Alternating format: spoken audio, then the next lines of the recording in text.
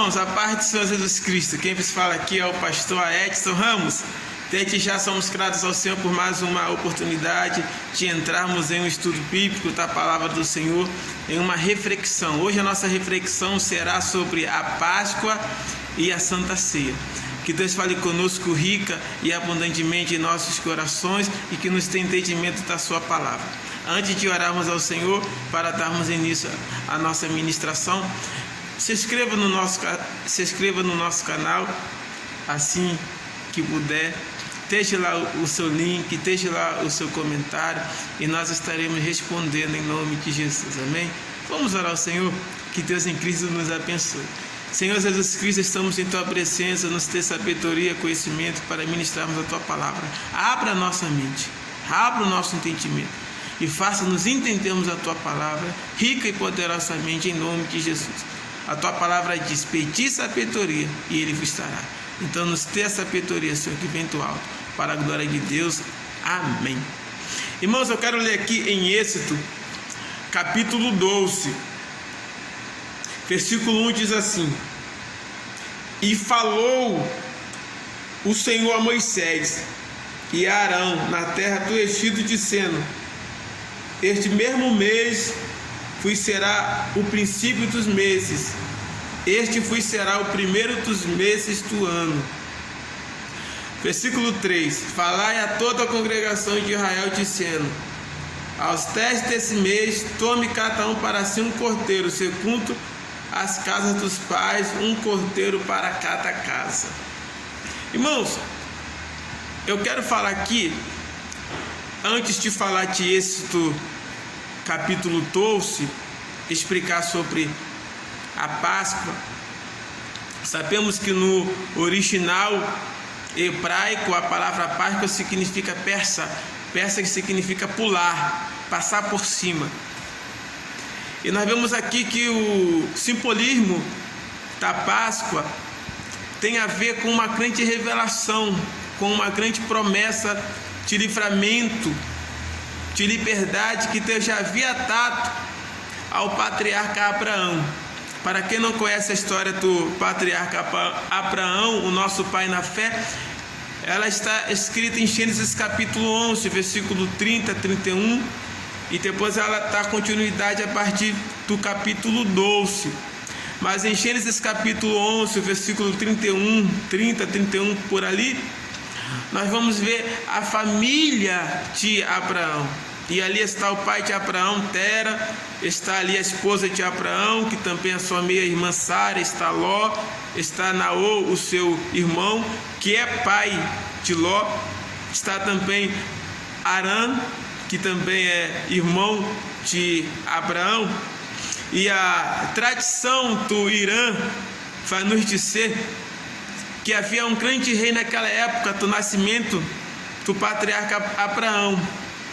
E esse rei teve um sonho de que uma criança nasceria e essa criança seria um grande sucesso, seria algo grande. E aquele rei daquela época começou a perseguir esta criança. E a história, a tradição do Irã vai nos dizer que Abraão ele foi coartado pelos seus pais dentro de uma caverna. E ele ficou nessa caverna por 14 anos. E a primeira vez que Abraão foi ver a luz, segundo a história, Abraão foi ver a luz com 14 anos. E ele se admirou pelo resplendor da luz. Naquela época, o povo ali de Abraão era um povo muito idólatra. Só para você ter noção, se o ano tivesse 365 dias, era um Deus para cada dia.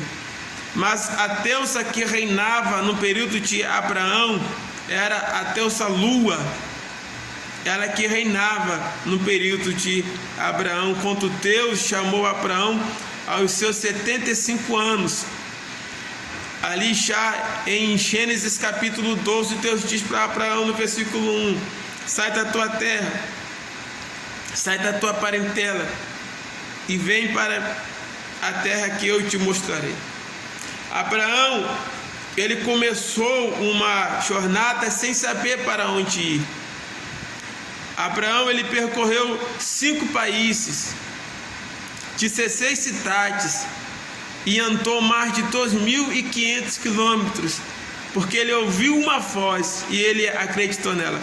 É por isso que Abraão, ele é chamado o pai da fé, porque ele ouviu a palavra do Senhor, ele creu na palavra do Senhor e ele obedeceu a palavra do Senhor. Então, quando Deus se manifesta a Abraão, agora em Gênesis capítulo 15, a Bíblia diz que Abraão vai fazer um pacto com Deus. Ele mata um animal e ele percorre no meio desse animal como um pacto, como um sinal com Deus. Vem sobre Abraão em Gênesis 15 um arrebatamento de sentidos.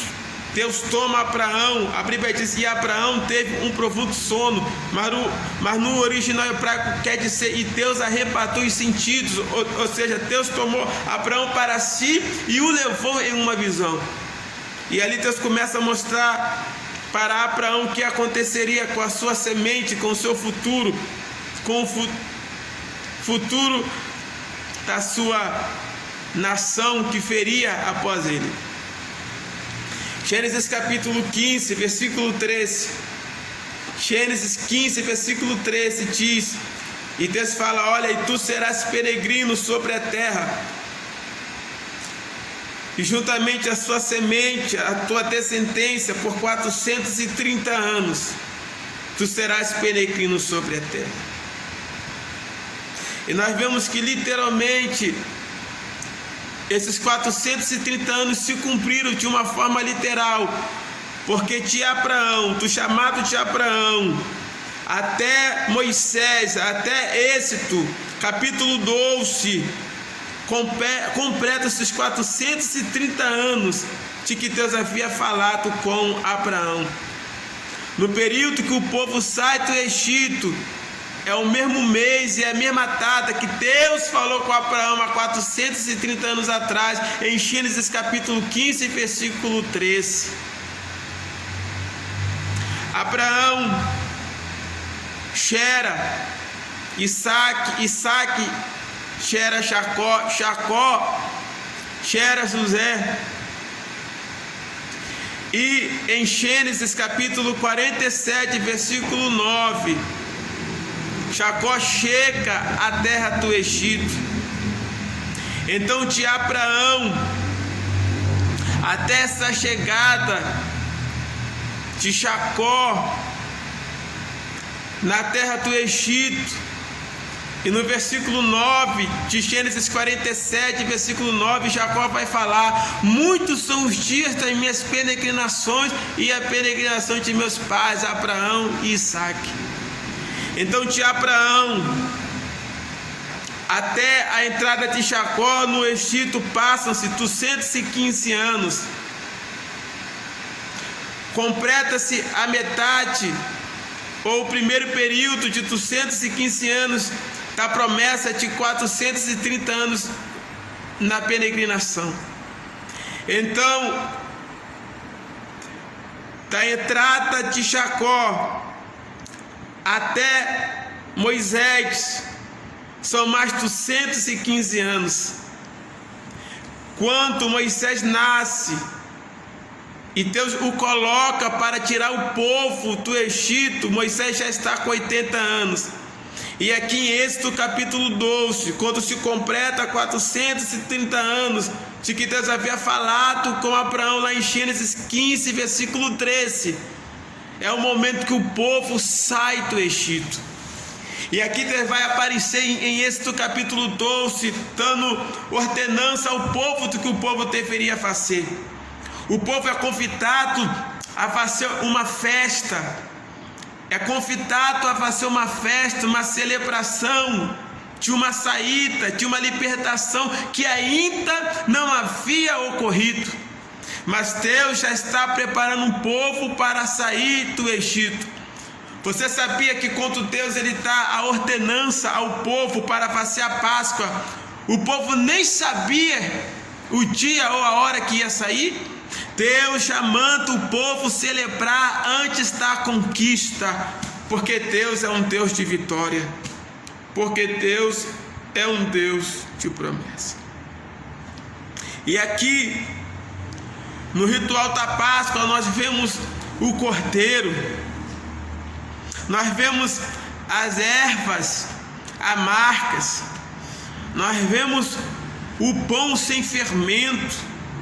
A primeira coisa que Deus manda o povo preparar para comer é o pão sem fermento. E o povo come esse pão durante 7 dias. E logo após esses 7 dias, o cordeiro é esmolado e o sangue derramado dentro de uma bacia. E o que é que Deus manda fazer com esse sangue desse cordeiro? Está no versículo 22. Deus manda o povo pegar uma folha por nome de isopor, ou isópito, e passar nos umbrais da porta, para que houvesse ali uma proteção divina, para que quando o anjo da morte descesse no Egito, pulasse as casas onde havia a marca de sangue, havia o sinal de sangue. E o povo hebreu faz conforme a palavra do Senhor. E não somente os hebreus fizeram esse ritual, mas muitos egípcios se salvaram porque fizeram também esse ritual da Páscoa. E quando o anjo da morte desceu à meia-noite, ele passou em toda a casa que não havia marca de sangue, e todos os primogênitos morreram. Mas a história diz que os primogênitos foram morrer 5 dias depois de quando o anjo havia passado. O anjo não passou na hora e o filho primogênito morreu na hora, não. A história vai falar que uma praga ocorreu entre os primogênitos e eles ficaram agonizando durante 5 dias antes de morrer. Era Deus mostrando a sua poderosa mão sobre o seu povo, porque Páscoa não é coelho, Páscoa não é ovo, Páscoa não é peixe, Páscoa não é quarentena. Sabe qual é o significado da palavra Páscoa? Liberdade, livramento, escape. E o anjo do Senhor vai passar por cima, e o anjo da morte vai passar por cima, porque se você não sabe, quem manda na morte é Deus. A morte, ela passa com a permissão de Deus, por isso que ela também é chamada de o anjo do Senhor, o anjo da morte, porque nada acontece sem a permissão de Deus. E aí o povo vai celebrar a primeira Páscoa, imolando o cordeiro, sacrificando o cordeiro. E todos ali, aproximadamente 10 pessoas dentro de uma família, podia comer do cordeiro, podia participar ali daquele ritual, daquela ceia. E isso ficou como memória para a nação de Israel. Ficou como memória para a nação de Israel. E a história vai falar que esse ritual da Páscoa permaneceu até os dias de Roboão e Jeroboão, porque as tribos se dividiram e as festas anuais da Páscoa cessaram. Mas a Bíblia vai falar em 2 Crônica capítulo 20, 2 Crônica capítulo 30, vai falar que o rei Ezequias novamente unifica o povo, a nação em Jerusalém, para festejar a Páscoa, para glorificar o Senhor. E aí o povo volta, depois de um certo período de tempo, a festejar o ritual da Páscoa, com a erva, com o pão e com o cordeiro. E a história vai nos falar, e a Bíblia vai nos falar, que o Senhor Jesus Cristo também participou da Páscoa. E a última ceia do Senhor Jesus Cristo foi uma Páscoa, está lá em Mateus capítulo 26, versículo 28. Jesus Cristo, Ele vai chamar os seus discípulos para ceiar. E nós cremos que ali naquela Santa Ceia havia o cordeiro, ou não, porque segundo a tradição judaica, Jesus Cristo foi criado pelos essênios.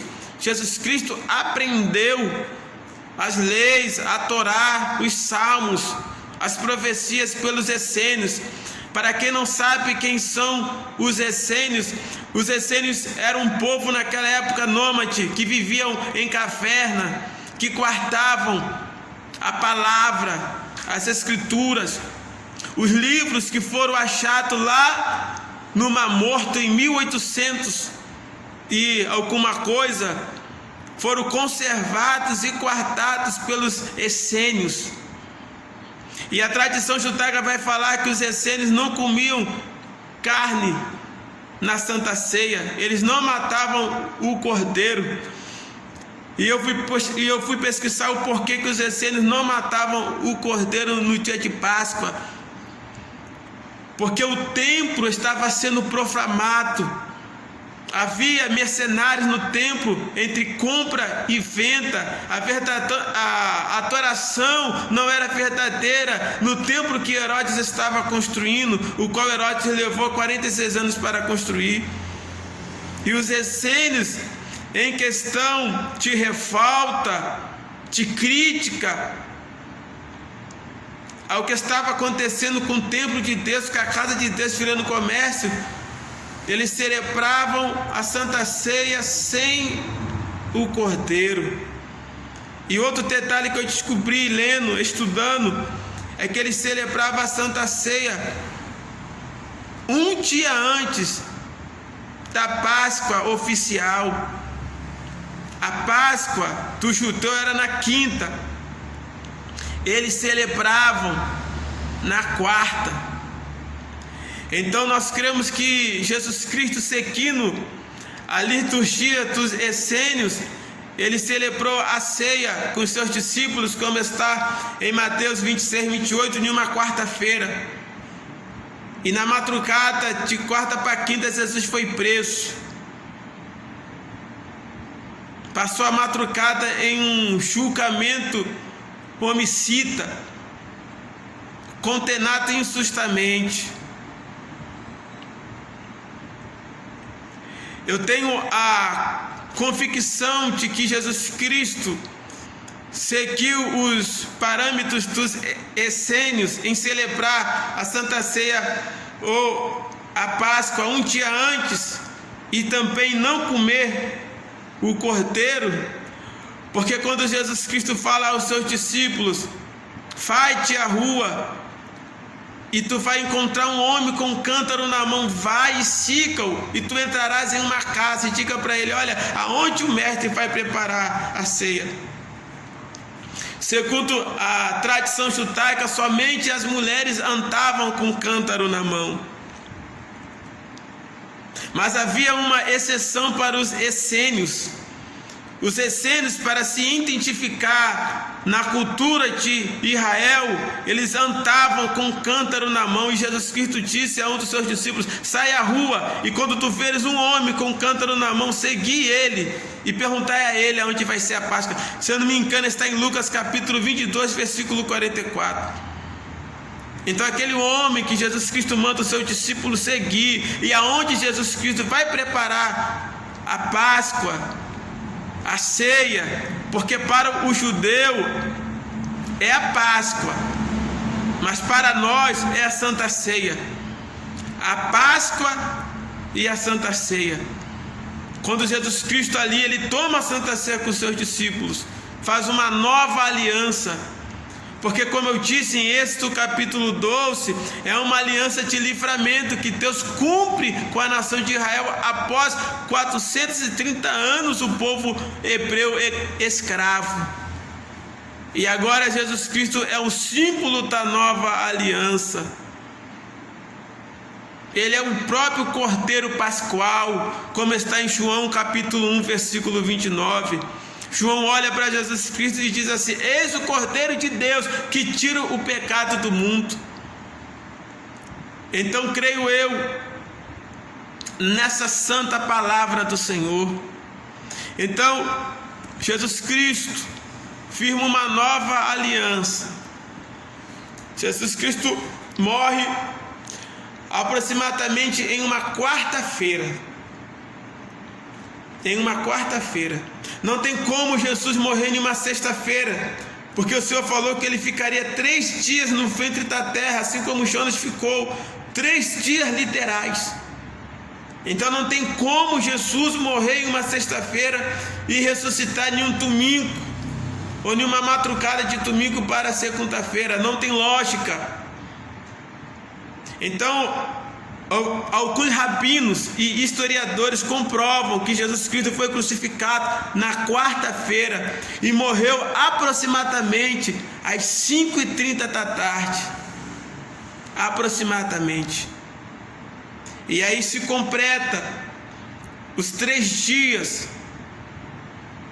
da morte de Cristo, porque o horário judeu, quando cai o pôr do sol às 6 horas da tarde, aí começa a contagem do dia. Então seria 6 horas da tarde de quarta-feira às 6 horas da tarde de quinta, um dia. Às 6 horas da tarde de quinta, às 6 horas da tarde de sexta, 2 dias. Às 6 horas da tarde de sexta, às 6 horas da tarde de sábado. Então, na madrugada de domingo, eu iria falar de sábado para domingo, mas na madrugada de domingo, lá em Mateus capítulo 28, que as mulheres vão lá e ficam preocupadas com quem vai remover aquela pedra de aproximadamente 2 toneladas. Elas chegam e se encantam com um homem de branco sentado de aproximadamente 3,5 metros. A tradição judaica diz que era um anjo. E eles ainda vão mais além, diz que era um querubim, que ali fala com aquelas mulheres e diz: olha, a quem vocês procuram? Quem vocês procuram não está aqui. Ele ressuscitou para a glória de Deus, para a glória de Deus. Aí, alguns anos depois, vem a Igreja Católica. A Igreja Católica, ela vem trazendo a cultura da Páscoa de uma forma pagã. Eles pegam um ovo de avestruz, na época da igreja primitiva, tiram a chema de dentro do ovo e a clara com um buraco feito, e a tradição católica enche aquele ovo de avestruz de chocolate e diz que representa ali o sepulcro de Cristo. E aí começou a comemoração do ovo da Páscoa. Outra coisa que a Igreja Católica coloca é o dia, a data, o mês. Não tem como nós comprovarmos. Jesus Cristo morreu aproximadamente no ano 27 ao ano 32. Por quê? Porque há 5 anos de diferença. O imperador Júlio César mexeu no calendário, e com essa mexida que ele mexeu, ficou aí retida aí 5 anos. Nós não sabemos se ficou 5 anos a mais ou 5 anos a menos, então nós não temos a noção, mas aproximadamente Jesus Cristo morreu entre o ano 27 ao ano 32 depois de Cristo. Então Páscoa não é ovo de coelho. Páscoa não é coelho. A tradição católica colocou o coelho porque o coelho é um ser rápido, e eles compararam a morte e a ressurreição de Jesus de uma forma rápida. Aí compararam a um coelho. Coelho não põe ovo. Outra questão do peixe. Eu fiz questão de anotar aqui, século 9, Nicolau proibiu de comer carne para que fossem vendidos os peixes da sua cidade.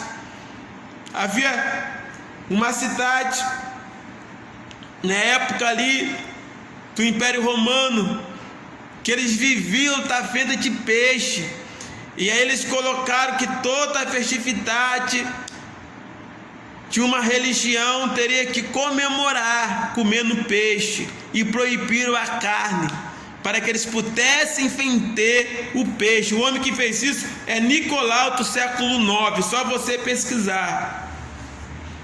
O peixe, ele tem realmente o simbolismo do cristianismo. Ele representa realmente vidas e almas, mas não na forma da quarentena, onde você não pode comer carne, porque tem que comer peixe. Isso é comércio que perdurou até hoje. Eu quero agradecer a Deus pela oportunidade de ter ministrado mais uma palavra, uma reflexão. Eu espero que você tenha entendido a questão da Páscoa e a ceia. A questão da Páscoa e a Santa Ceia. A Páscoa é uma comemoração, uma celebração de livramento, mesmo que eles não tinham ocorrido ali, mas eles estavam se preparando para aquilo ali.